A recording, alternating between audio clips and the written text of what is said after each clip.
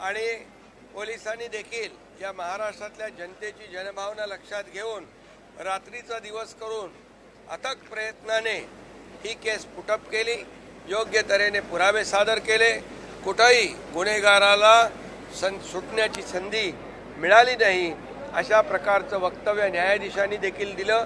आणि आम्ही पूर्वीच सांगितलं होतं, अशा प्रकारच्या अमानुष आणि निर्गुण हत्याकांड करणाऱ्या, माणुसकीला काळीमा फासणाऱ्या आरोपीला जिवंत राहण्याचा अधिकार नाही आणि ते आज सिद्ध झालेलं आहे।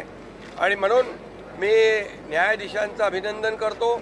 यामध्ये सरकारी वकील असतील, पोलिसांचे कलेक्टिव्ह एफर्ट्स आहेत, या संदर्भामध्ये ज्यांनी सहकार्य केलं त्या सर्वांचं मनापासून अभिनंदन केलं पाहिजे। कारण ही केस अतिशय दुर्मिळातली दुर्मिळ होती आणि म्हणून या महाराष्ट्रामध्ये एक मेसेज जाणं गरजेचं होतं की काही केलं तरी चालणार नाही, फासावर लटकवावं लागेल।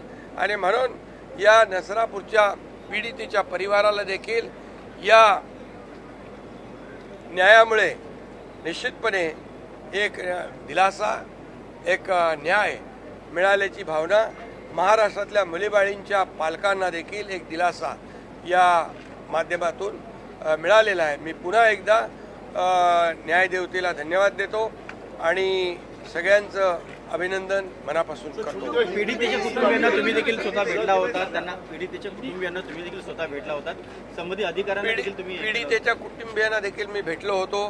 त्यांनी देखील अपेक्षा व्यक्त केली होती की आमची मुलगी तर नाही आहे, परंतु इतर मुली ज्या आहेत त्यांना देखील अशा प्रकारचा अन्याय होऊ नये त्यांच्यावर, यासाठी कठोर पावलं उचलण्याची आवश्यकता आहे। आणि त्याच वेळेस पोलीस SP DG संबंधित जे काही टीम तयार केली होती गृह विभागाने मुख्यमंत्री महोदयांच्या मार्गदर्शनाखाली, त्याच्या सातत्याने आम्ही संपर्कामध्ये होतो आणि पोलिसांनी देखील अतिशय चांगलं काम केलं।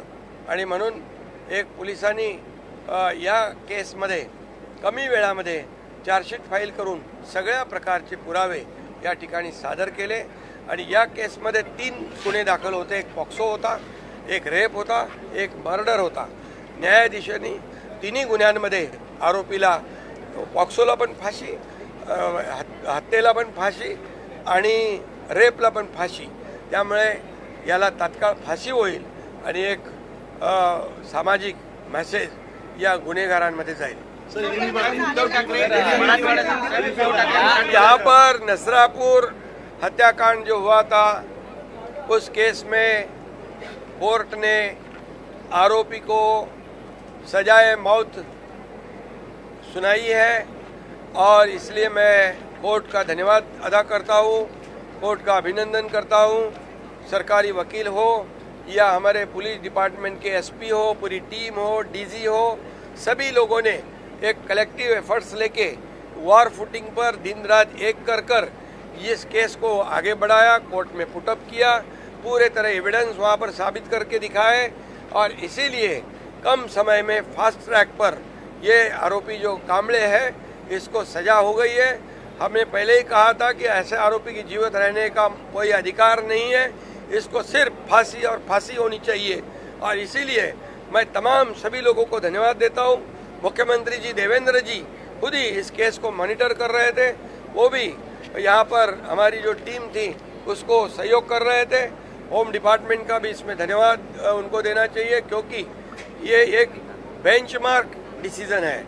इससे आगे ऐसे कृत्य करने वाले, ये रेयरेस्ट केस है, ऐसे कोई भी गुनाहगार फिर से ऐसी कोशिश करने की हिम्मत नहीं करेगा। ऐसी वृत्ति को गाड़ देना चाहिए, खत्म करना चाहिए, फांसी देनी चाहिए। ये आज हुई है। मर्डर में भी सर फांसी की मांग की गई है।